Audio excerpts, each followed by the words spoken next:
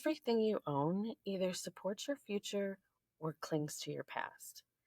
But it's not just what's in your closet. If you've been feeling stuck, foggy, overwhelmed, disconnected, your environment, your relationships, even your thoughts might be trying to tell you something. Let me be so real with you.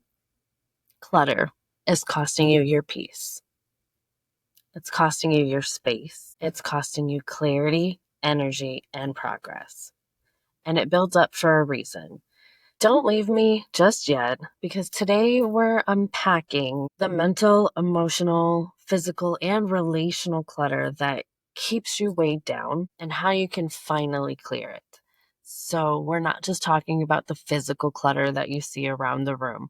We're talking about the emotional clutter that lives in your brain. We're talking about the relational clutter that is damaging your relationships. And we're going to talk about how and why it built up, how to acknowledge it, and how to get rid of it. So stay with me and we'll go through some very powerful and impactful things to dissect the clutter in your life and what you can do about it. Hi, friends. Welcome to the Do Life podcast. I'm your host, Life Coach Layla, and this is a self-help podcast where we talk about life, its challenges, and some clever ways to tackle some common obstacles. Today, we are going to dissect clutter. Mental clutter, emotional clutter, relational clutter, and yes, physical clutter. How it happens, why it happens, how to respond to it when it happens, and what to do about it. So thank you for being here and showing up. But let's start with, what is clutter really? Clutter isn't just too much stuff. It can be that, but it's anything that takes up too much space without adding value. The online definition of clutter is to organize something badly or fill an area or space in a messy or untidy way. So yes, that's not just a physical space. You can have a cluttered brain. You can have a cluttered relationship. We'll get into that a little bit more. But just so you're aware, there is the common physical clutter. The mess in the kitchen, the counter, the dirty dishes in the sink is clutter. The coffee table or kitchen table that's full of unopened or opened bills and mail and trash and garbage and cups, that's clutter. The unopened packages or socks and clothes and things that you've thrown around the room in a mad search to find something and get ready to go somewhere and still haven't cleaned up after yourself is physical clutter. That overflowing junk drawer, the piles of things that just keep accumulating in the garage, that closet full of boxes in the basement or attic or corner of your room. Those are all clutters. I'm not attacking you personally. I'm just saying, the bins and boxes of things that aren't organized is clutter. Anything that isn't tidy or organized is technically considered clutter. You can have a throw blanket on your couch, and if it's not folded in neat and tidy, it's technically considered clutter, physical clutter. And while something as minuscule as that, and even some of the boxes and bins aren't necessarily a bad thing, I'm not telling you that every ounce of clutter in your house is treacherous and you need to go clean immediately. Everybody's going to have some sort of clutter. It's to the degree of clutter you have that can be alarming. I don't want to say anything is good or bad, because what's bad for me might be good for you. You might have stuff thrown all over the house and you finally organized it and put it in boxes. And now I'm telling you that those cluttered boxes in the closet that you worked so hard to accumulate are bad. That's not bad for you. That's good for you, because it's better than where you were. So again, I'm trying not to label anything as good or bad, and I don't want to go off on that tangent alone, but that's physical clutter. And I'm not saying that any of it's bad. How about that? That's for you to decide. And then there's your mental clutter. There's your never-ending to-do list, your shopping list, your projects that you want to work on, the things in the house that you haven't got done, I'll make a mental note of it. Those mental notes are cluttered. I picture your brain full of Post-it notes everywhere, just all over in your brain of things to do and things to work on and things you have to do. And like my brain gets like that too. I'm not going to act like I'm not guilty of mental clutter for sure, because I will have to write them down on pen and paper, or put them in an app in my note in my phone, because I have to get them out of my brain, because I can't stand to have the mental clutter in my brain of all the things that I have to do. So I have to write them down so I can see them and visualize them. And then I feel less cluttered mentally. Um, Even though I'm still just as busy and I have as many things to do, now that I have it on paper, I don't have to be responsible for remembering it and thinking about it constantly. I can organize it, prioritize it, and now it's out of my brain and I can focus more on what I need to do or how I need to do the projects as opposed to what all I need to do. And while I'm focused and working on something, I don't have to worry about something else popping in. Oh, you still have to do that. You didn't do this, because I know that. I already have it written down. It's accounted for. It's acknowledged. We can let those set aside because I can stay focused on this and not be like, oh, I need to remember that. I don't want to forget that. So mental clutter is definitely all of those thoughts in your head, especially if you have like unmade decisions or tough decisions, and something that you hyperfixate on, something you go back and forth, like, okay, do I want to take this job or this job? This job does this or just job this. Do I want to date this guy or this guy? Or do I want to leave him or do I want to stay with him? Like those are all thoughts that are considered mental clutter because they occupy so much space in your brain. And we'll dissect that a little bit later. But that's your mental clutter. And then there's your emotional clutter, your unprocessed feelings, that guilt, unresolved grief, that resentment. If you're still mad at your ex-boyfriend from 10 years ago for cheating on you with your best friend, again, that's a deep wound. I'm not saying you need to get over that overnight. There's It's not my place to tell you how long it should take you to get over anything, actually, but I'm just saying those things that you haven't resolved, those things that are still triggering, those things that are still emotionally triggering, that are still at the forethought of your brain. When you see something, it reminds you of that and you feel those feelings all over again. That's emotional clutter. And every time you feel those feelings, your body doesn't have the comprehension to know that it's not happening again and that you're reliving a memory. When you feel those feelings, your gut tenses up. You feel it in your body. You know what I'm talking about. That tension, that stress, that ugh. When you feel that because you're reliving a moment in your brain mentally and thinking that, your body doesn't know that it's a memory. It thinks it's happening all over again. So every time you're triggered and you feel those things, you're putting your body through that stress all over again.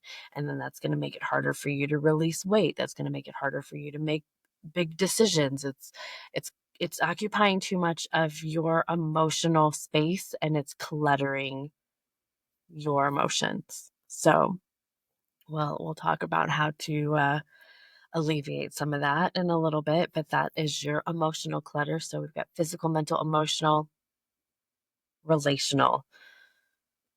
The people dynamics that drain you, the people that you keep getting stuck in cycles and loops, people that take more than they give, the relational clutter. If you find yourself spread so thin to give yourself your energy, parts of you to all the people around you, and you're not showing up for the people that show up for you that you want to. I think of teenagers when I think of relational clutter, because as a teenager, I've three biological female daughters. And there's a lot of hormones, there's a lot of emotions, there's a lot of stress, there's a lot of relationships in that. And as teenagers, they're so focused on their friends and their friend groups and their peers and who's doing what and who's going where and who's going out with who and who loves who. And there's so much going on in their relationships that they're so cluttered relationally from all of the drama there's in high school, all the high school drama, that they come home and you say, hey, can you put the dishes away? And they roll their eyes and they slam their bags because they don't have the energy to give to you. And they know as your parent that you love them unconditionally, or at least you're supposed to, or hopefully they feel that way. And that's why they feel like they can dismiss you because they feel safe with you. That's a whole nother conversation that we're not going to get into. But a lot of times when you have teenagers, they are dismissive of you and they don't give you the time and energy that you would like to have from them because they're so relationally cluttered from all of the drama and everything else that goes on in school. All of the other relationships that they're involved in are taking so much from them that they don't have enough to give back to you. And I feel like this is the easiest way that I can explain this to make it make sense because a lot of times as adults, we don't realize that we're doing the same thing when we go to a party. Say we bring one of our close friends to a party and we go mingle with everybody else at the party and we leave our friend just kind of sitting there petting the dog because they're not they don't know anybody, and we're giving ourselves to everybody else in the party, in the room, in the area, that we're not showing up for our friend that we brought in a relational manner. And a lot of times when we're in romantic relationships, our partners take the bunt end of when they get the short end of the stick. If you're so spread thin, you've put all of your relational energy into your work relationships, your kids, the schools, the teachers, and then you get home and your husband's like, "Hi, spend time with me." And you're like, "Please get effed, like, leave me alone," because you're so cluttered with all the other relationships that you can't give to the relationships that mean the most to you. And a lot of times when we feel safe and comfortable, or even if we don't, if we're just like done, we can dismiss those relationships so much easier because we either just take them for granted and assume that they'll always be there and we can fix them later, maybe later, some other time. And a lot of times we destroy those relationships because there's never a later, there's never a better time. We don't go back and fix the things that we've screwed up. And again, that's a whole nother conversation. I don't think we're going to do a deep dive into that today, but you never know. I like to ramble on sometimes. But what I'm getting at is that the relational clutter isn't just romantic, it's friendship, it's work, it's everything. And last but not least, digital clutter. I have a friend of mine who knows that I can't stand it when she shows me her notifications. She has 5,000 unread text messages, 47 missed calls, 4,392 unread emails, or whatever it is. She thinks it's funny. She has all these notifications on her phone and she's like, "Look, Layla." And I'm like, "Don't stop. Why are we even friends?" Um, because I can't. I clear my boyfriend's notifications. He'll give me his phone to show me his meme and I'll just like, and he's like, "Did you just clear out my notifications?" I'm like, "Yeah, my bad." Uh, He's like, "I left them on there so I could see them." I was like, "Oh, well, you could still see them." It's just a habit. Not just notifications, though. Like, I am guilty of hoarding photos. All of my friends and family have given me such a hard time because we'll go on trips or things, and I will take all the photos. I'm the friend that stops on a hike to take a picture of a cute flower or a mushroom or a little frog or a little lizard, and then I don't ever post any of those pictures. So my friends have been making me send them the pictures so they can post them because they know I won't. And then it became, I have to have my hard drive. I have to upload everything to the hard drive. Then I'm making separate files for things. And so one of my professions is I'm a professional mermaid. So I love to play dress up and take pretty pictures as a mermaid. I also like to swim and do events and do all the other stuff. But nothing makes me happier than getting to play dress up and get pretty and be a mermaid. And if I can take all the pictures to commemorate that, even better. The problem is I have 6 years of mermaid photos on my phone, on my hard drive, on my whatever, and they're not posted because, one day I'll get to it. I'll organize my hard drive one day. Or maybe I'll just get a social media manager and just throw them all of the things and they can organize it. That's not fair. I would never do that.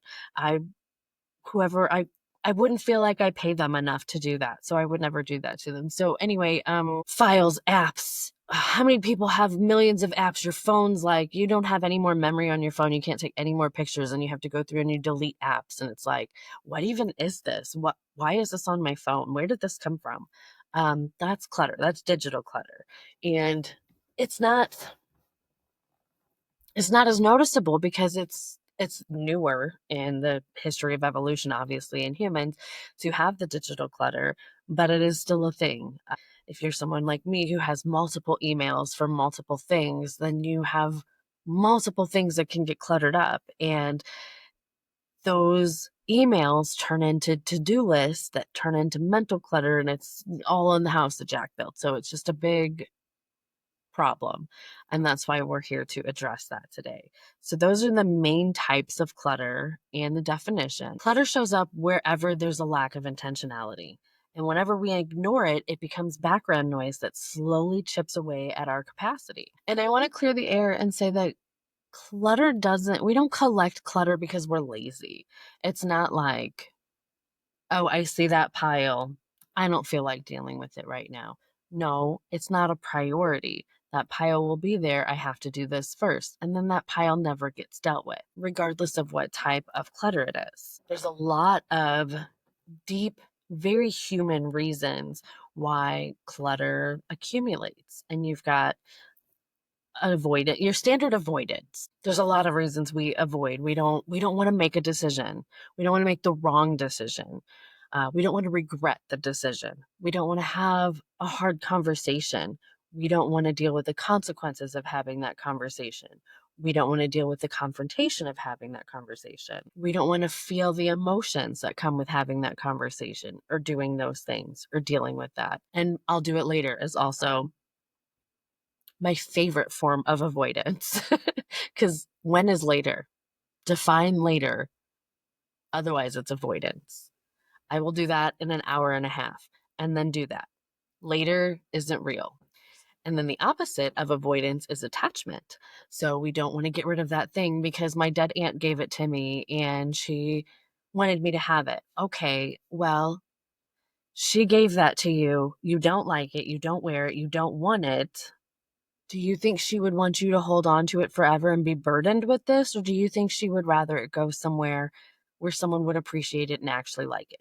So when we're attached to things, we tie identity or meaning or people or things or certain memories to the things. I can't get rid of this ticket stub because this was my first date with this guy that I dated in high school who overdosed and isn't on the planet anymore. Okay, what is that ticket stub doing in your life? Every time you look at that ticket stub, do you think of the happy memory that you had with this boy that you dated for like a month? Or do you think of the sadness of him passing away or the guilt or regret or all of the other feelings? What exactly are we attaching to this item? And is it a good or happy memory? If it's a good, happy memory, do something with it. Give it a home. My personal definition of clutter is anything that doesn't have a space. If it doesn't have a home, it's just clutter. If it has a home, then it has meaning and it belongs somewhere, belongs there. And meaning and belonging is not clutter to me. You can define however you feel comfortable with, but that's just my own little thing. So when you're looking at things that you don't want to get rid of because they have some sort of sentimental value, what is the sentiment and how valuable is it? Is it good or bad? Is it real? And if it's because somebody has passed away, what do you think they would really honestly want you to do? Are you holding on to this memory? Like, I have this shirt that my mom gave me and I don't want to wear it because she gave it to me. And if I wear it, then it'll get ratty and messy and then I won't want to wear it anymore and then I'll have to give it away. So it's just going to sit in my closet and dry rot instead.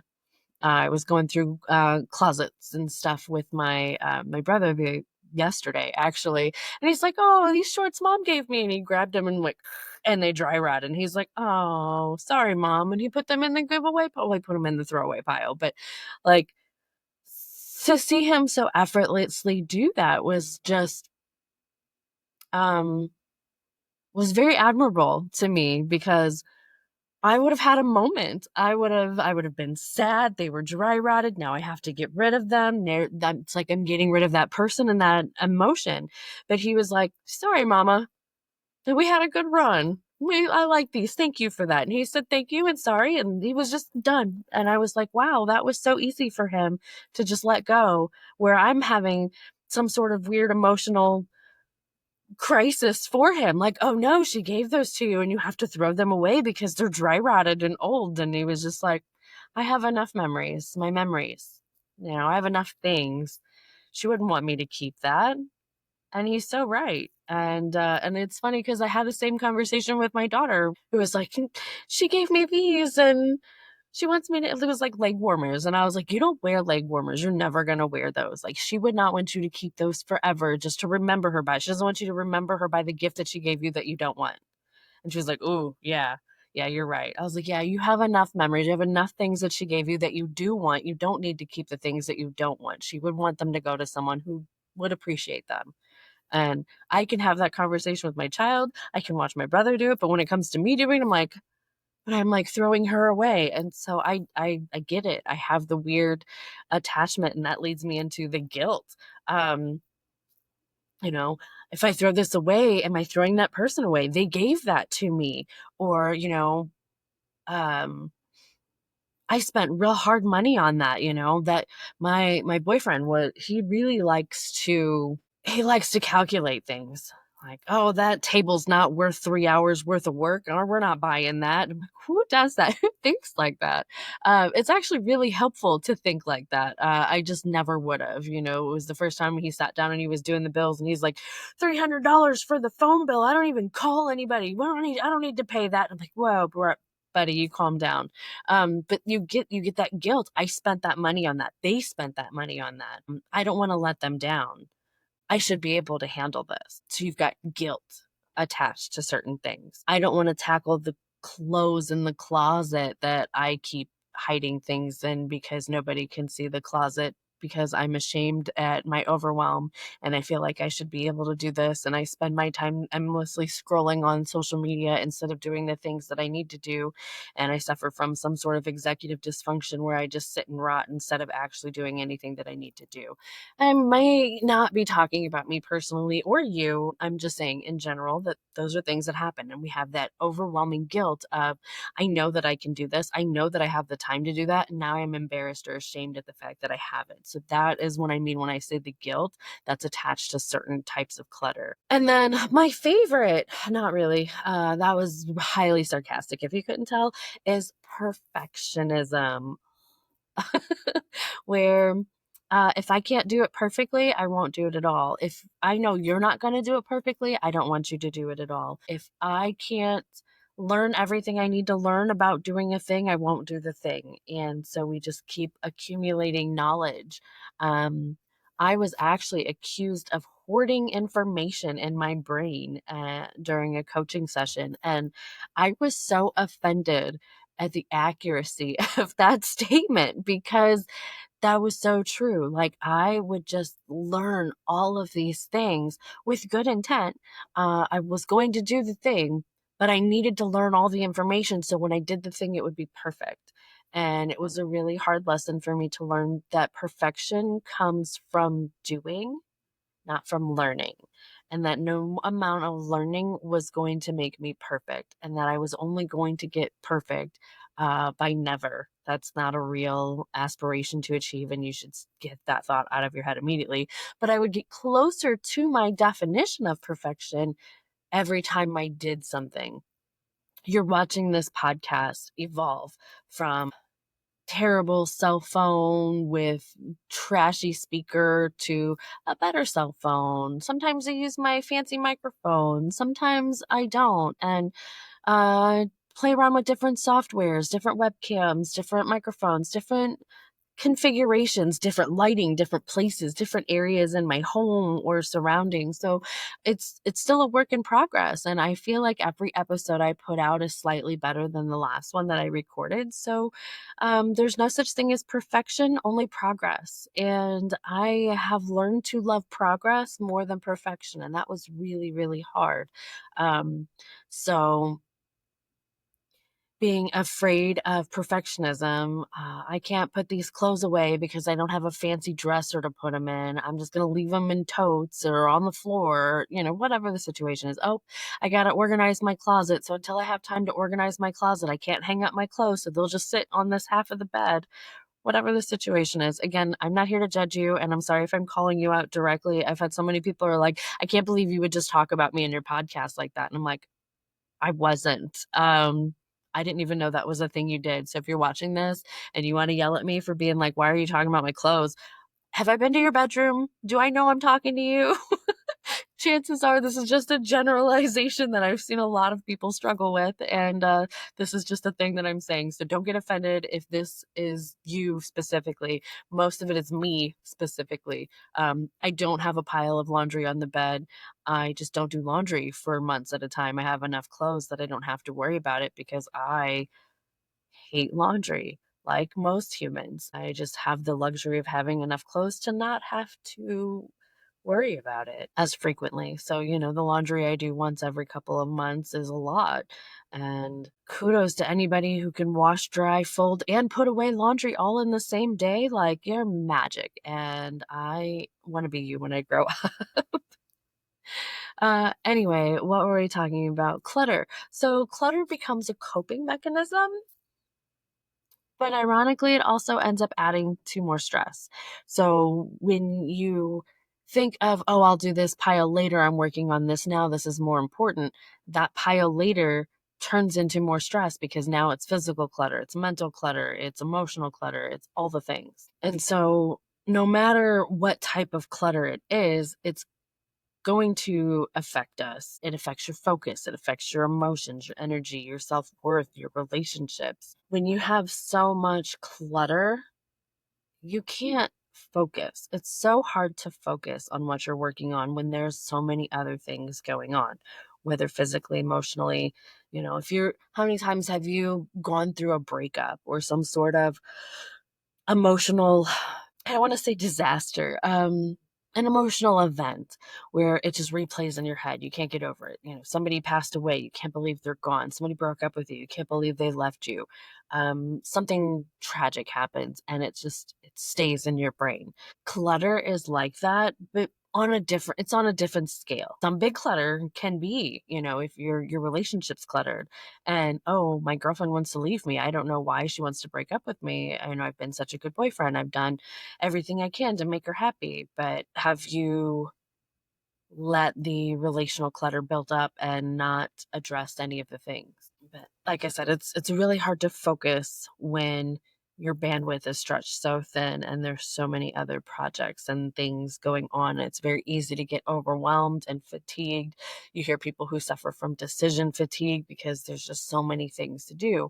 And when you're making decisions like, do I tackle this pile or this pile? If you have one small little area, you have one little bucket of clutter and you want to go through that bucket and get rid of it, and you feel accomplished and you feel so good about it. But when you have buckets, you have a room full of buckets and you don't know what bucket to start with or where to go, it's very overwhelming and it's really hard. And again, I say buckets, but this could be all of the other types of clutter we talked about. This doesn't just have to be physical, but the more clutter we have, like I always thought clutter was just physical. I didn't realize that I had emotional clutter or mental clutter or relational clutter. Like I didn't even know that those were things. And then when you combine all those things, it makes a world of difference in how aware you are of why you react to certain things. Like I really try not to have a lot of physical clutter, and I never really understood why. I just figured because my mom had hoarding tendencies and she had organized piles of chaos, but they still piles of chaos. And I was like, I don't want to have to walk through a path of organized boxes. We weren't dirty. Everything was clean. We still had to clean quite regularly. So the house wasn't like a dirty hoard. It was just a cluttered hoard. So I made it a point as I grew up that I didn't want to hoard things. And so everything has a home, everything has a place. I didn't want any kind of clutter or chaos. But in doing so, my brain stayed cluttered and chaotic. And I didn't realize for the longest time how detrimental that was, and that I didn't want physical clutter in my view because I didn't have any more capacity emotionally or mentally for more clutter because I was already so cluttered in so many other areas of my life. And so that was a harsh awakening, but also once I acknowledged that, made it so much easier to kind of dissect things and understand things. But yeah, when you have that much clutter, and overwhelm everything gets harder to focus. It triggers your emotions. Like I said, you've got that guilt, that anxiety, that resentment, that shame. You can't come into my room. Don't go downstairs in my house. You can't go downstairs. I'm not talking about my house, but I've been at friends' house that are like, you can't come to my basement because I don't want you to see it. And I'm like, I'm here to help you clean and declutter. Like, let me help you. But, some people are just so riddled with guilt and shame that they don't want you to see that. And I understand that. And then the worst part about it is it deletes your energy. It depletes your energy. Like, you don't realize how much of an energetic drain having all the chaos and stress and clutter is causing you. Like I said, if you have a box of clutter and you clear out that box and you get everything gone and you've got this empty box, you have this like surge of energy and excitement. And you're like, oh, I accomplished something. Look at the thing I did. So if you think of how much energy that gives you on such a minuscule scale of just clearing out a box or something, think of what that does on a master scale of everything else that's going on in your life. Think of how much energy you have if you finally clear the mental clutter. You finally tackle the relational clutter. You have the conversations, you make the decisions, you do the things. Think of how much energy you get back because you're not being energetically drained by these things that are heavy. You hear people use the analogies. It feels like I have the weight of the world on my shoulders. That weight is all your stress, all your problems, all your clutter. And when you get rid of that clutter, you release that weight, both metaphorically and physically. Like, when I was super stressed out and I was stressed about money, I was stressed about work, I was stressed about the kids, I was stressed about my foster kids, I was stressed about my partner, I was stressed about my family. Like, everything in my life was so stressful and so chaotic, and I gained so much weight. I'm 5'4" and I was like 250 pounds. And it didn't matter what diet I did, how long I starved myself, what medication, anything, nothing mattered. I just kept gaining weight. And when things started to settle down, the foster kids were happy, the family situation calmed down, the relationship was working itself out, the money situation got better. I was able to release that weight. And I say release weight because I don't like the phrase lose weight, because if I lose something, I lose my keys, I lost my marbles. Those are things you want to find, right? You want to find your keys. You want to find things that you lost. So if you lose something, you want it back. In my brain, this is how my brain works. If you release something, you let go. You let it go and you don't anticipate it ever finding you again. So I say release weight as opposed to lose weight, because our words have meaning and um, deep subconscious levels that we're not going to get into today. There's a whole metaphysical conversation that we're not going to have in this episode, but your words have power and meaning. So if you want to release weight, say that, because if you lose it, you find it. Because every pound I've ever lost, I promise I've found, and then some. So let's not do that. So when I was finally not as stressed, not as cluttered emotionally, mentally, physically, I was able to release weight because I was less stressed. That weight was lifted off my shoulders. That weight magically released from my body. And I'm not going to say that the second that you're not stressed out anymore, you just lose a bunch of weight. It could happen. I'm not going to say it's not happening, but don't come at me if it doesn't happen. But just know that this is a thing that happened for me. I was actively trying to lose weight at that time. Nothing worked. And then as I got rid of the clutter in my life, I was able to release that weight that nothing else had worked. And then of course, not only does it deplete your energy, it can ruin relationships. Like I said, if you have a romantic partner and you have a lot of relational clutter, how many times you guys got into a fight or argument, and instead of having a conversation about it and fixing it and getting to the root problem, you're just like, hey, I'm sorry, I didn't eat lunch. And they're like, oh, I'm sorry too. And then you just snuggle on the couch and everything's better. It's not really better because you didn't resolve anything. You didn't work it out. And some couples can live their whole lives like that, and they're capable of like, okay, we're done. We let it go. We've released that emotion and we don't have it anymore. Most people I know need to have a conversation about, okay, why did you think it was okay to say that? I understand you were hungry, but you're going to get hungry again. And that's not a legitimate excuse for you to talk to people like that. So I want to make sure that we can avoid this from happening in the future. And you need to have a conversation like, what was the root cause of these things? And when you can do that, then finally you can release. Okay, now I understand why that happened. We understand how to avoid it in the future, and we've mitigated this. So that is getting rid of relational clutter, because every time you get into a fight or an argument, or you don't address something, you put something off and you just let it go, because no matter how many times you apologize or you think you've let go of whatever the situation was, the second they do something even remotely close to the same thing, you're immediately going to be triggered and assume that the same situation is going to happen. So unless you are able to have the conversations and release that situation, it's going to haunt you. It's going to keep coming back. So, in short, clutter fragments us. Clearing it brings us back to alignment with ourselves and with our lives. And I know I've mentioned a handful of times clutter and hoarding, so I want to pause for a second to differentiate between the two, because clutter simply is stuff or baggage that builds up, but you can let it go when you're ready. Clutter is when you have more stuff than you need, but it's still manageable. You might be overwhelmed or annoyed by it, but you can clean it up when you have the time and energy.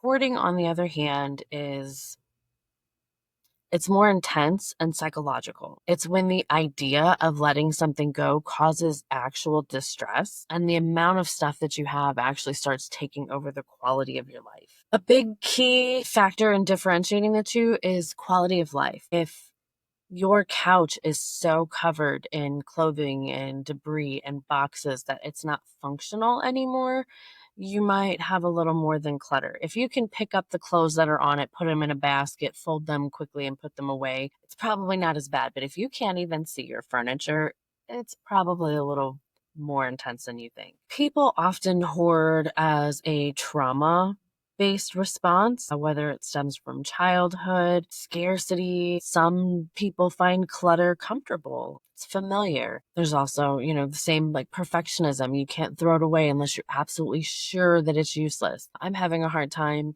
getting rid of things because I still find value in them, and I think, oh, I can sell that. And I know I'm not going to put the time and effort it takes to put it on Marketplace. I've done that with a handful of stuff, and it's been a pain in the butt, and it's almost not even worth it.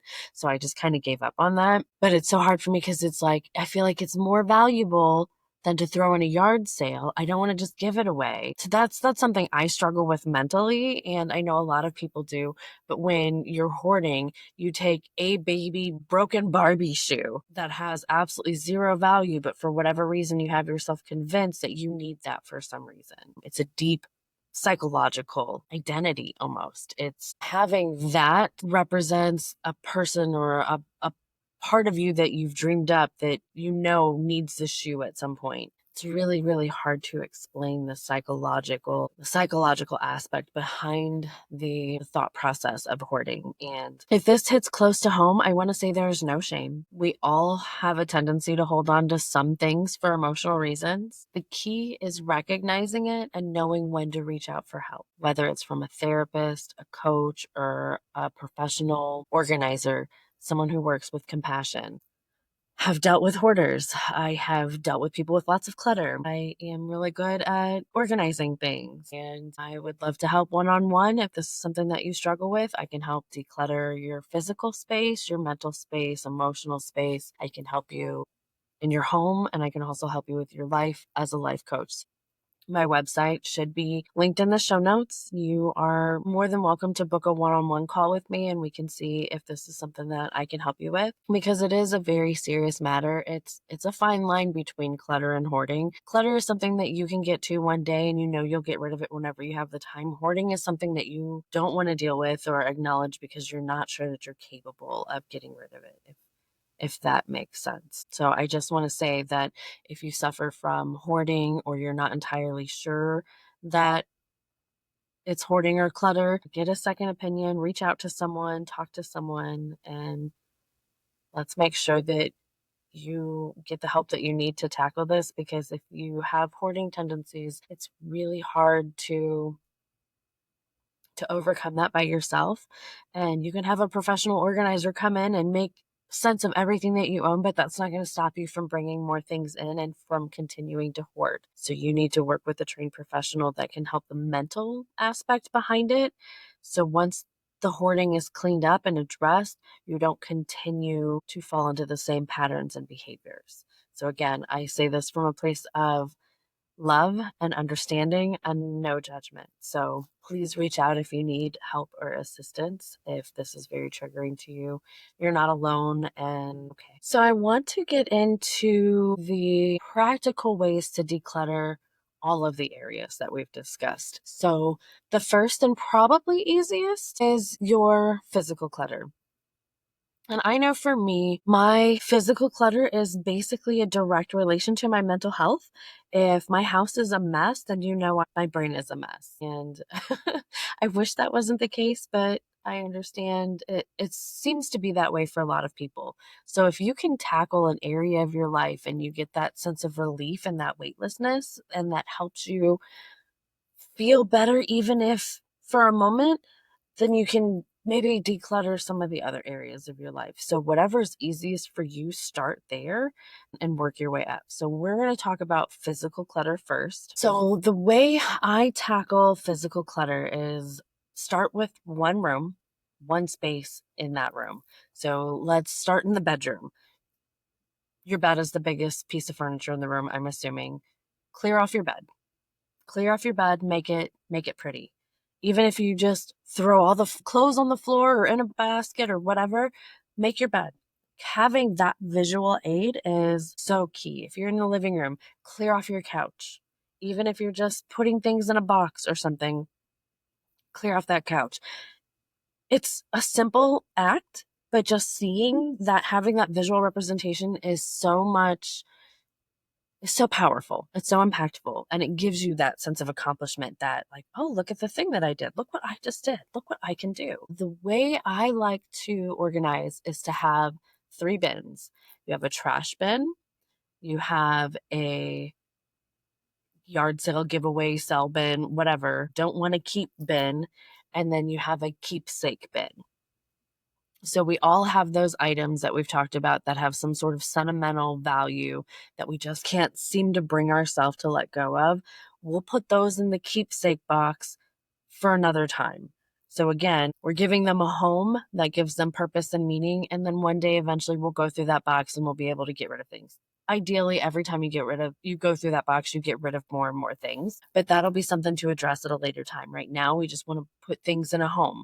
So if it's garbage, it goes in the garbage. If it's something that you know you don't want to keep and you want to get rid of, you put it in the yard sale box or the giveaway box. And then if it's something that you don't want in this space, but you're not ready to get rid of, you can put it in the keepsake box. So those are the 3 boxes or bins that you need to have when you're decluttering. And then once you start with the big piece of furniture, I like to start, like if I'm in my bedroom, I will go by the door and I will pick one side of the door, either the right or the left side, and I will go across the room and I will clean in small segments. So right next to my door is all my nail polish. So I will go through, I will dust and clean my polish. I'll put anything away that doesn't belong there.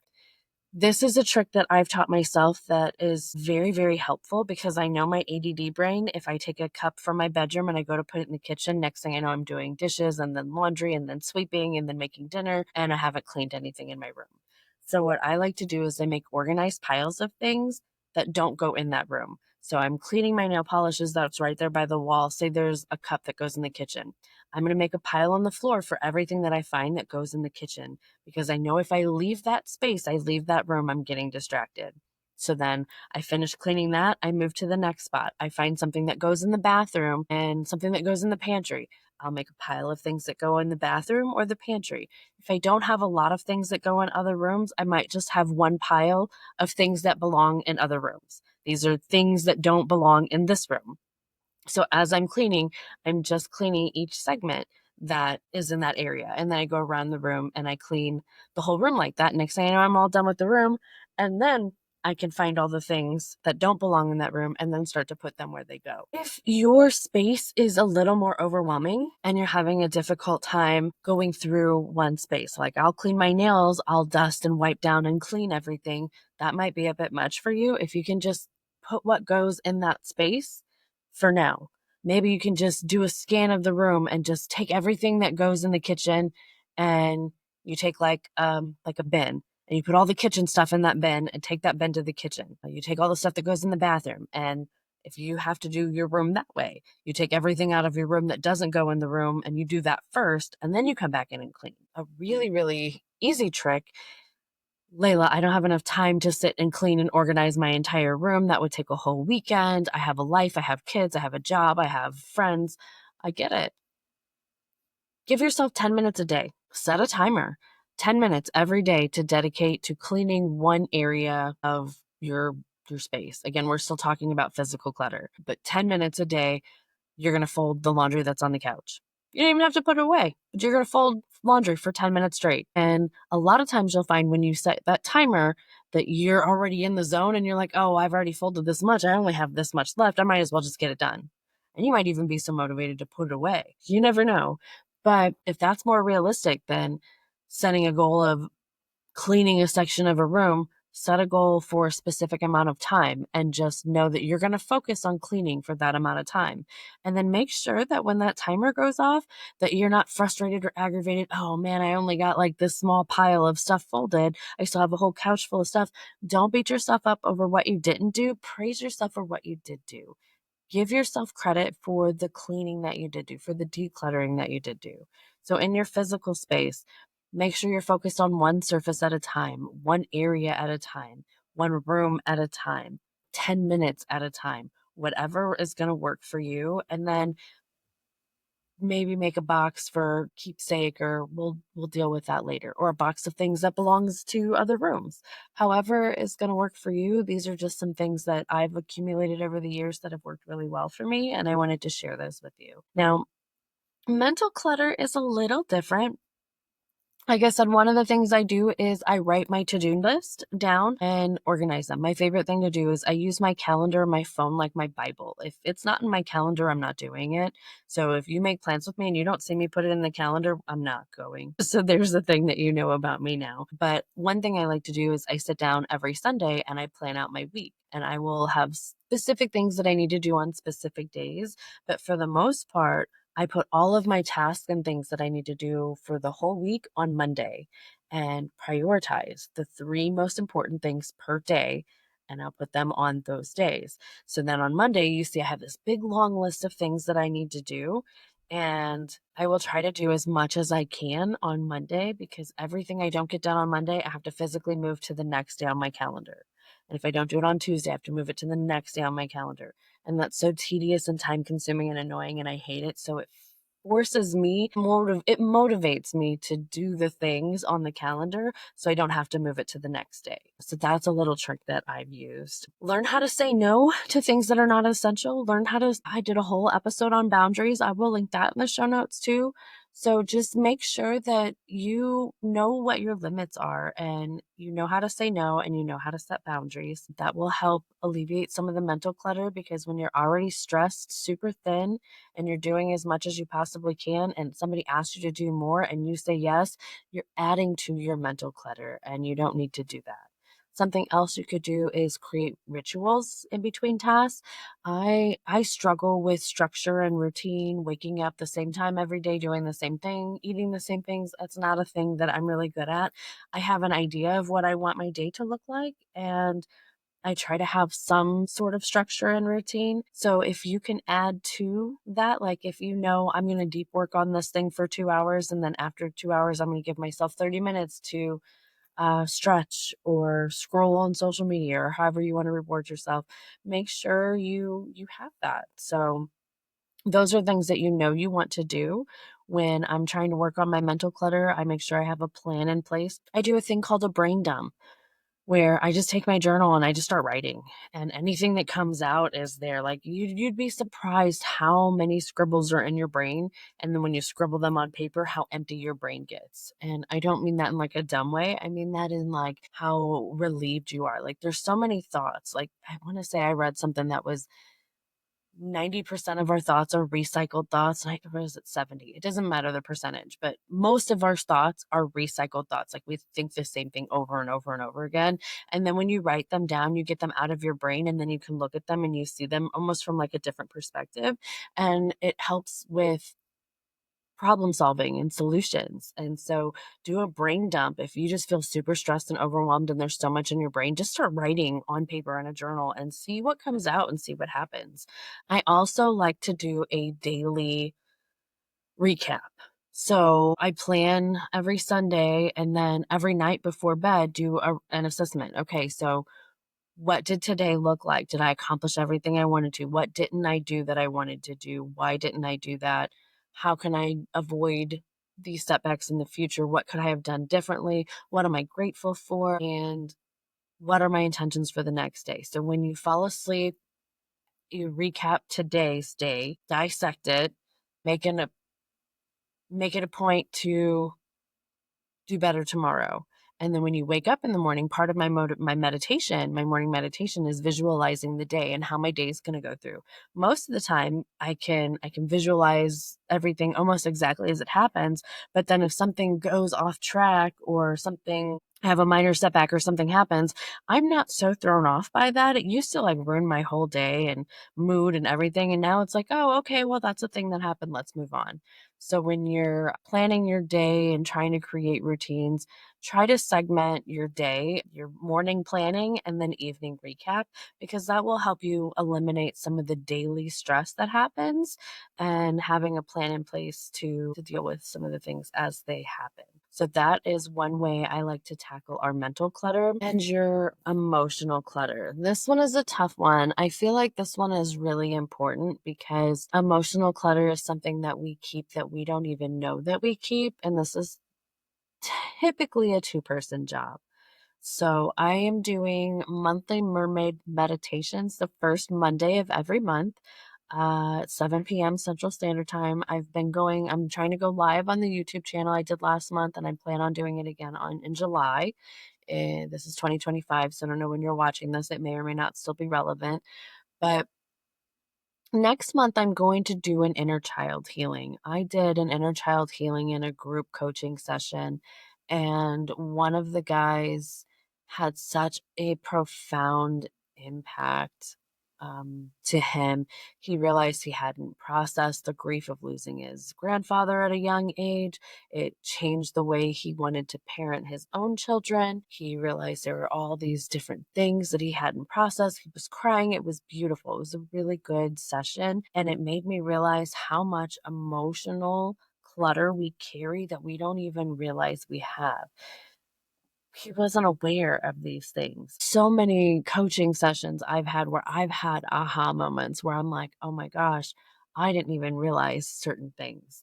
So I think working with a professional coach, therapist, a spiritual healer, anything along those lines that will help you release some of the emotional clutter that you don't know you carry is so beneficial for your health. You can also do things independently for free. I mean, not everything costs money. You could journal, simple journal prompts. What am I holding on to? What do I need to let go to? What are the patterns that I keep repeating? And I say, go to spiritual healers and things because I went to a channel. It was a girl who learned how to channel and she channeled your inner subconscious, which I was like, okay, yeah, right, whatever. But she did. And when I asked her, I said, why do I keep falling into the same money pattern? Because my pattern is I have a lot of money and then I have no money. And then I have a lot of money and then I have no money. I'm like, why do I keep doing? Why can't I just have a decent amount of money and keep it that way?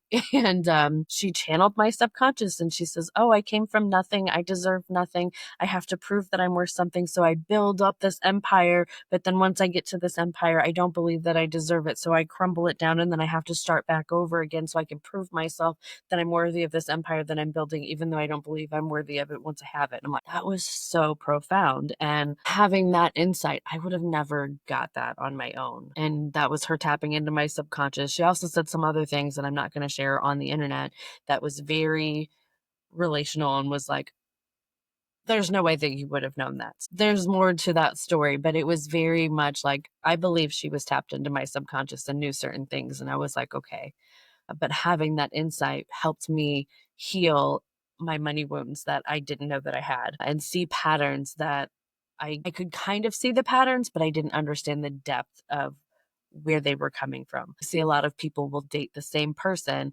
different face. They're like, oh yeah, same chick, different face, same dude, different face. It's the same relationship, same problem, same arguments, same cycles. And you might be aware of the pattern, but the deep psychological reasoning as to why. So when you're falling into the same patterns, what haven't you learned yet? What is the universe trying to teach you? When you're doing the same thing over and over again, it's because you're supposed to learn a lesson and you're not learning.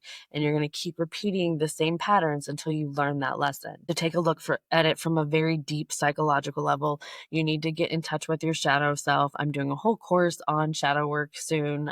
So I will make an episode and announce that when I get that done, because I think that's just so integral for any kind of growth or self-help, is to be able to look at the parts of us that we don't want to acknowledge and see them in all their authenticity and embrace them, acknowledge them, and evolve them. So, something else to help you with your emotional decluttering journey is forgiveness.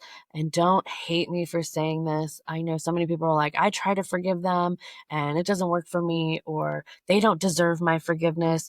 And I just want to say that I did a whole episode on forgiveness and that I highly, highly, highly suggest that you go look at it. I will also link it in the show notes because it is so integral for you to learn how to forgive people, not for them, but for you. In my episode, I make the analogy of somebody does something wrong to you, they hand you a pile of shit, and instead of getting rid of that pile and washing your hands, so if they try to hand you another pile, you can be like, no, I know what you're about to give me. I don't want any more of that. No, thank you. You stand there and you hold it. And then anytime anybody else tries to give you anything, it's contaminated and gross and dirty because you refuse to let go of that, because you want to be able to be like, no, no, no, you can't give me this. Look, I already have this pile of shit. You can't give me any more shit. No, go wash your hands. You forgiving them is you washing their hands. It doesn't condone what they did. It doesn't make it okay. If somebody robs you, you can forgive them for robbing you and still press charges. 100%. That is not what forgiveness is about. Forgiveness is about you being able to let go of the emotion attached to the wrongdoing. They know what they did, and a lot of times they don't even care that they hurt you or acknowledge that they hurt you. You aren't even a thought. So you're holding on to all of this animosity and guilt and these grudges for someone who doesn't even think about you or acknowledge you exist. And maybe they do, and it's different for each situation. But what I'm saying is that you letting go of this situation, you not holding on to it, doesn't affect them. It affects you 100%. And I go into detail on how to do this. So please watch the episode on forgiveness because that will help you release so much emotional clutter. Like learning how to forgive is definitely been the most impactful thing that I've ever done. And it's made me more calm and peaceful as a human in general. And I think that everybody should practice forgiveness. You hear about gratitude all the time. The gratitude is great. I highly suggest you have a gratitude practice too, but forgiveness is so important for that deeper, more emotional subconscious change. So that's all I'm going to say about the forgiveness. You can move through your emotions. There's somatic breath work. There's quantum flow. There's crying. You can sit down and just cry. I hate the phrase, you got to feel it to heal it, but it's so accurate. And you really do sit down and just go through all of the emotions that you've been holding on to that you didn't want to let go of. All the pain, all the suffering. Cry, get it out, scream, yell, punch a bag, punch a heavy bag, scream into a pillow, lay on the floor like a toddler and kick and scream and pout and flare your fist, like whatever you need to do to feel your feelings and get those emotions out of your body. Get rid of that emotional clutter, whatever you need to do. And again, there's always just talking. You can write it out, you can talk to someone.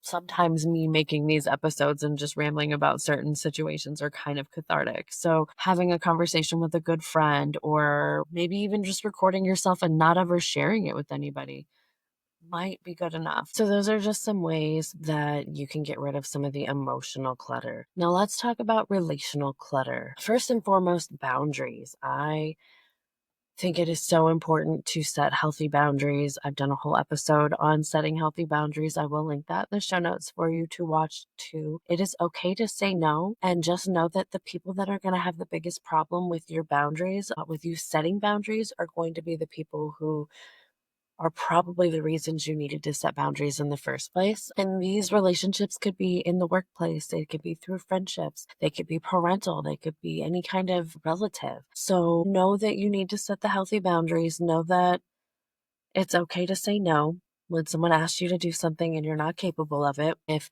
someone wants you to go to this party or they want you to go to this event or this lunch, no, I'm sorry, I'm not going to be able to make it to that. No, I can't do this. I've got a lot going on right now and I really just need to take a break from doing all the socializing and just kind of spend some alone time. And if people can't respect your boundaries and they don't respect you, then why are they in your life? Why are you letting them add to your relational chaos, clutter? What do these people bring to your life? Why are they there?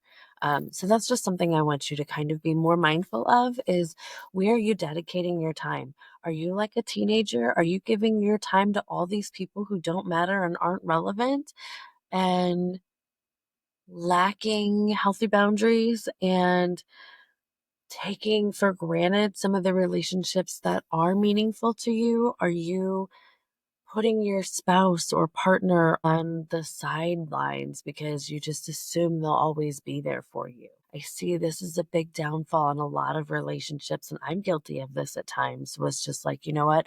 I've got so much other stuff going on right now. I will deal with you later. We will be fine. We'll work this out. And at one point we weren't. We weren't fine and we weren't going to work it out. And it was because it was like, we'll deal with this later. Well, later never comes, and we never dealt with it. And then it got to the point where it was like, what are we even doing? So, are your healthy relationships suffering because of your relational clutter that you have with people? I don't want to say who aren't relevant, but who shouldn't be as high of a priority. Are you prioritizing people that aren't prioritizing you?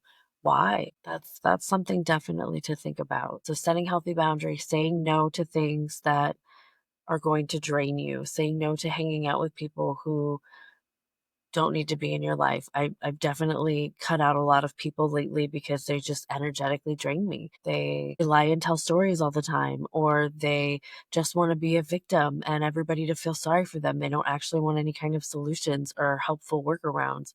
So I just don't want to interact with people like that because it just takes away from me and it adds to my clutter because then I can't stop thinking about their situations. Why would they lie to me about that? Do they really do they really think I'm that dumb that I believe that? Like, I'm insulted that they think I believe that. Or are they just trying to convince themselves? The more people they tell that story to, the more they believe it themselves. I clutter my brain with questions from associating with these people that are just adding to my clutter and they're not beneficial for any means. So think about your relationships. Why are these people around? And why do you dedicate so much of your time to them if you're not getting anything out of the relationship? And I'm not saying that you need to get something from everybody that you're in a relationship with, but there should be a mutual, everything should be symbiotic. You know, you should get what you give. And it's good to give unconditionally sometimes, but when it's just expected or it's just taken, I've definitely cut people out of my life that just took and took and took and weren't ever interested in giving back. They only cared about what I could do for them and what I could bring to the table for them. They weren't ever giving anything in return.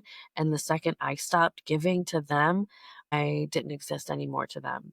I was only in their lives to benefit them, not any way around. And those are the people that deplete you because you keep thinking, maybe if I give them more, eventually they'll give back. And the truth is, they're never going to give back. You're never going to get what you put in. And you got to be okay with that. And we spend a lot of time with the wrong people because we hold on to those thoughts and ideas that I put so much time and effort into this. I don't want to throw it all away. You're throwing away your future by not letting go of it now.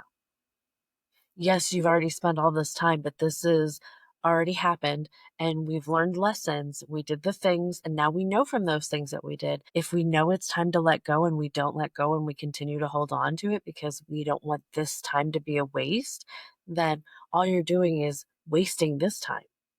Does that make sense? Like, don't see this as a waste of time. See this as lessons learned, things that we've done, overcame, understand. And now we're moving forward with our future. So it's okay to let that go. We don't have to hold on to those people and those situations and those emotions because of old ideas or whatever the situation was. We can move forward with our present and let go of that relational clutter. So be really honest with yourself when you think about these relationships. Are you holding on to them? Are you clinging to them because they're comfortable, or because you're afraid of growth? Or do some deep digging. Like, why are you holding on to these people? Why can't you let go of them? Should you let go of them? There's a lot of questions that you need to be asking that only you can answer. And the more you deep dive into each relationship, like, you can sit down with a pen and paper and write every single name of every person that you know or interact with and put a plus or minus and be like, just tap in energetically. Like, you don't have to be some kind of guru to do this. You can just sit there. And if I say a name, you immediately feel a feeling.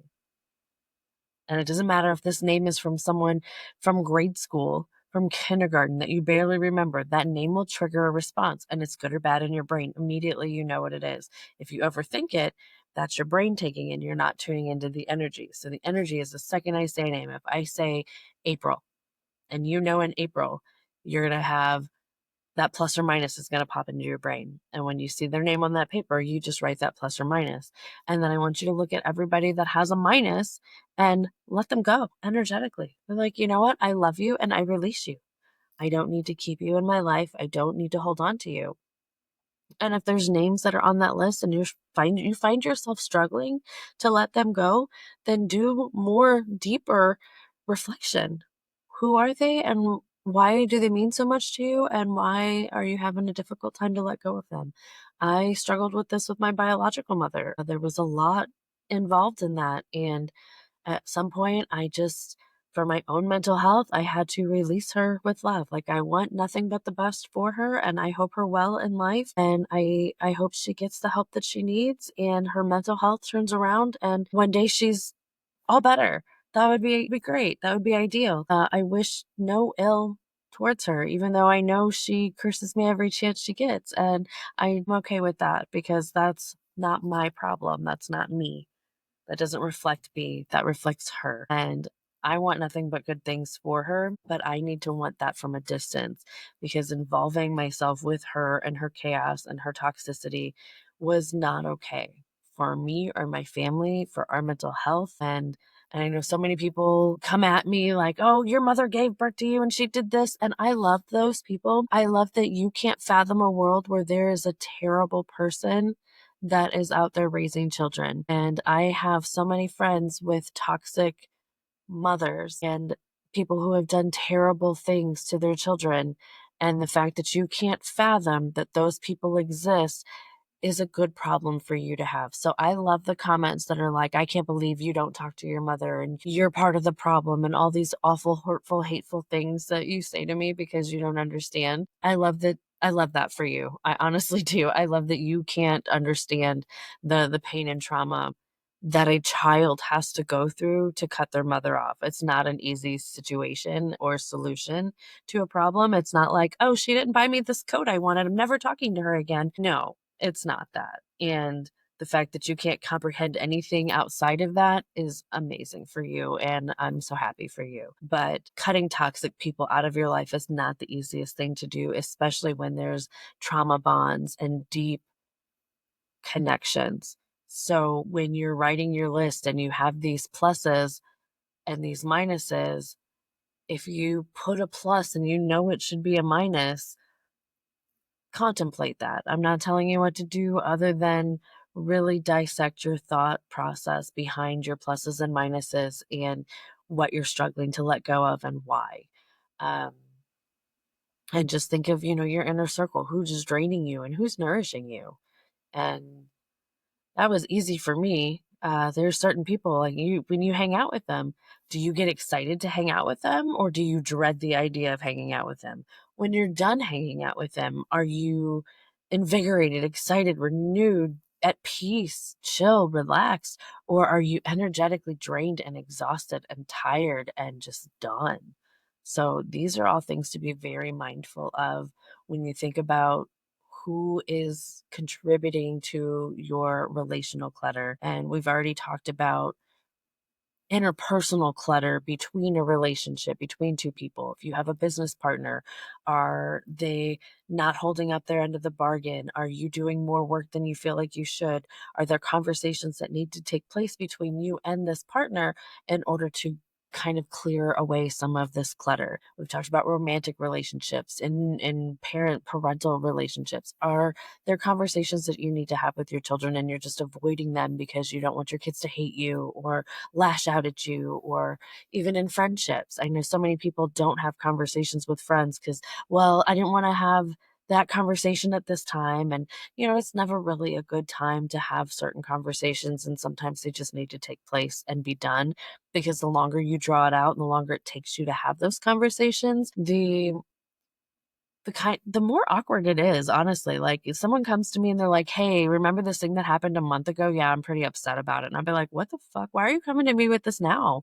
Why didn't you just say something a month ago?" Because I can't sit on something for a month and just dwell on it. I'd be like, "Hey, this thing that you said, like, just now?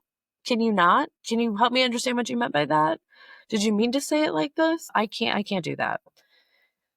And I do sometimes I might need to take a minute and be like, "Am I overreacting? Do I need to calm down? Let me gather my thoughts." But I'm not dwelling on it for weeks and months at a time. But yeah, I can't just sit and dwell on something for months at a time. So if you need to have a conversation with someone about something that's bothering you and you value this relationship and this is causing clutter between you, have that conversation, get rid of that clutter, and feel so relieved. I know so many times, so many people have conversations with their friends or partners or children's or whatever in their head, and they have this whole scenario worked out in their brain of how this person's going to react, what they're going to say, what they're going to do, and their worst case scenario preparing for the things. And then they have the conversation, the person's like, "Oh yeah, no, I totally meant this. I'm sorry you took it that way." Or, "Oh, yeah, no, I knew I did that and I meant to apologize for that and I'm really sorry.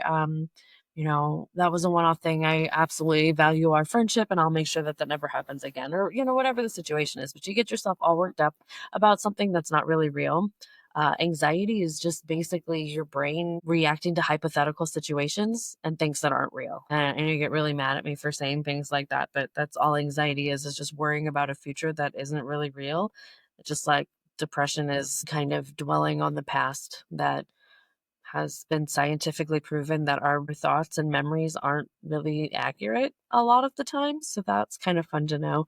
But anyway, those are some ways to get rid of your relational clutters, to fix any kind of debris floating around in your relationships and get rid of relationships that aren't valuable to you in your life and your trajectory and your growth and who you are becoming. A lot of times we hold on to people just because they're familiar and they've been around forever.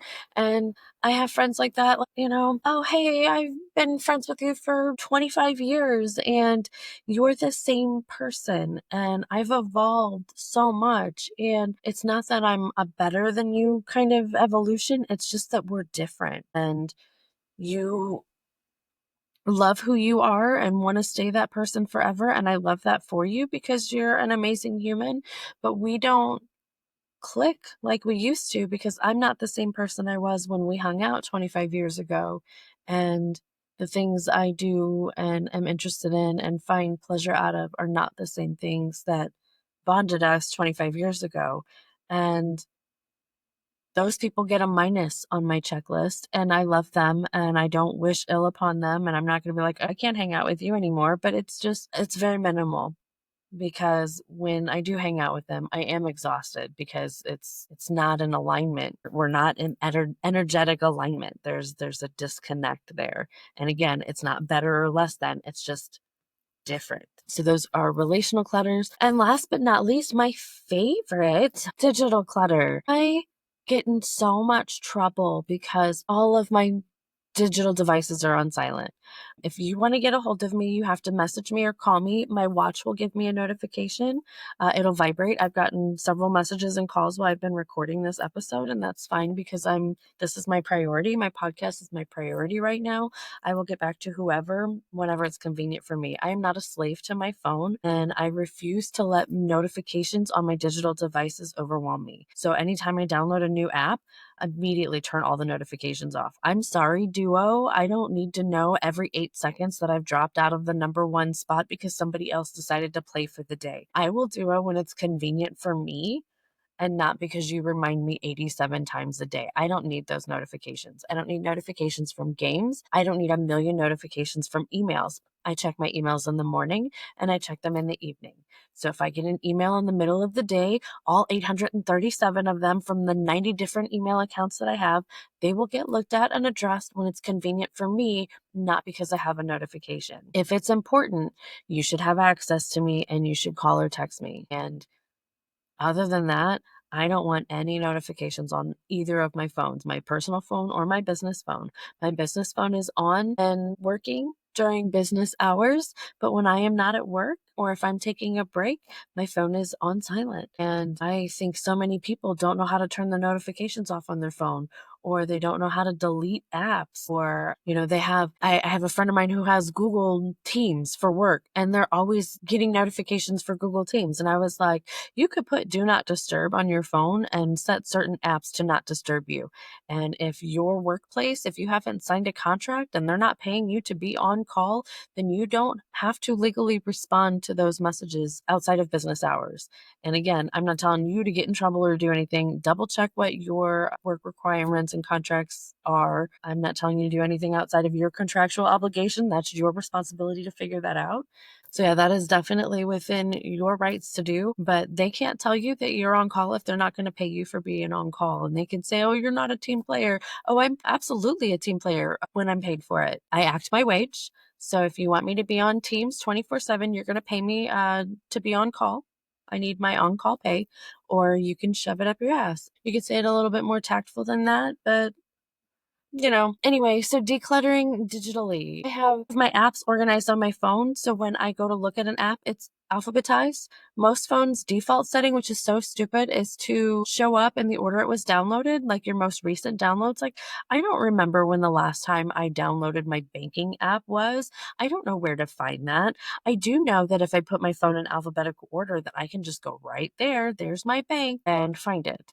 So also organize my phone as little apps and folders and things. You can take and you can drop and drag multiple apps together and it'll create a little folder, and then you can name it, like all my work stuff is under hustlin' or just goofy stuff or whatever, or money moves or something. So you can make little folders for all of the things that you use frequently and have them easily accessible. Your emails. There's zero reason. Like, I have one email that's specifically for spam. So when I sign up for a contest or something, it's a fake phone number and it's a fake email. I mean, it's not a fake email. It's ancient. It's my grade school stuff. So that's all the spam goes there. And I just check that every once in a while to see if I win $1 million, which of course I did every day. And the main ones that I use, I unsubscribe to everything constantly. If I see something and I'm like, who are you? What are you? I don't remember you. Unsubscribe. What is this thing that I signed up for? Oh yeah, unsubscribe. I don't have time for that. Notifications for my car. I don't need text messages and emails. Unsubscribe. Any chance I get, I'm unsubscribing. And yes, it's a pain in the ass to unsubscribe to everything, but it's less of a pain in the ass to get a million notifications. And I'm not going to be my friend with her email box is so full, it doesn't even tell her how many emails she has. It just is like 99,999 plus. That's ridiculous. I don't ever want that. So I unsubscribe to everything. I leave things if I need to go back to them. So if you send me an email and I'm like, oh, I need to remember to do that, I'll mark it as unread or flag it, depending on what email it's in, and go back to it. Everything else just goes away. I don't need to keep those things. So declutter your emails, when's the last time you went through your contacts? Oh my goodness. When I got my last new phone, I had like 900 something contacts. I'm like, I don't even know that many people, but it was old work phone numbers and people from jobs that I haven't had in 10 years. And I'm like, I'm never going to need to have a conversation with this person ever again. Get rid of old contacts in your phone. I'm trying to think of what else you could do. Delete apps. Go through your apps. It was like, there's so many times my phone was like, hey, you're almost out of memory. You need to delete some photos. I'm like, I'm not deleting photos. So I go through, I'm like, what is this app? What even is this? And delete, get rid of stuff. So organize your desktop, your phone, your hard drive, clutter digitally, turn off notifications that aren't pertinent. If, like I said, the only notifications I have are text messages and phone calls, and do not add me to a group chat. I've gotten so much slack. People are mad at me because I'm like, please don't add me to group chats. And they're like, it's just you and you and you. And I'm like, I don't care. I don't want it because I don't have the mental capacity to sit here while my phone's going off and you're deleting the battery from my devices because you two are having a conversation about what to have for lunch. And I'm in the middle of a conference call and I can't turn the notifications off on my phone. So everything's distracting me and just cluttering my brain, and it doesn't even involve me. You don't need to have a conversation. I don't need to be involved in your conversation about lunch. I don't care. And I mean that in the nicest way. I really just don't.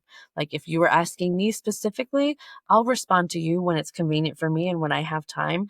I don't need notifications that you two are having a conversation that you felt that I needed to be included in. I don't know. Maybe that's so selfish. I don't care. Don't add me to group chats. Don't get mad at me when you add me to a group chat and I ask you nicely not to, because like on Messenger, that's fine. On any of the social medias, add me to all the group chats on the socials. I could care less because I'll look at them when I have free time. But on my text messages, do not add me to group texts, because a lot of times I can't leave them on my own. And then I have to make an embarrassing announcement like, hey, can you unadd me to this group because I hate group chats? And then people are like, they think I'm being rude or disrespectful or whatever. And I just can't delete myself from text message chats that you add me to. So just don't add me to them, please, because that is adding to my digital clutter that I don't have the mental capacity to deal with.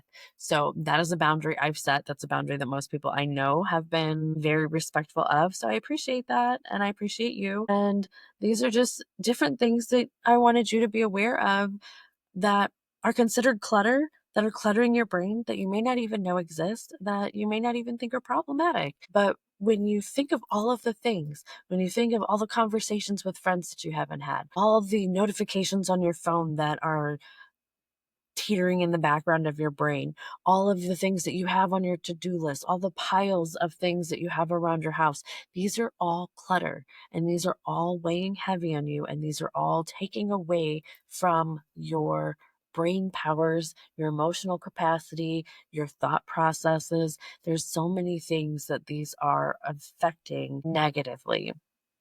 So I just want you to be mindful of them and aware of them, and know that decluttering isn't about becoming perfect or minimal. It's about making room for joy, ease, connection, and growth. It's saying, I matter. My energy matters. I deserve peace. I deserve freedom. I deserve clarity. And I don't want clutter. And you're not broken because you have clutter. You're human. Like I said, everybody has some level of clutter, and the degree of which we can handle varies individually. You might be able to handle more physical clutter because you have less mental clutter. There's all kinds of things. Some people can't handle any physical clutter because they have so much relational clutter. Everybody has a degree. It's like a big pie chart, and we all have different levels of different types of clutter, and there's nothing wrong with whatever level you're at. We're all human, and these are all just things. So whether it's your inbox or your friendships or your thoughts or your closet, I want you to pick one area this week and clear it out.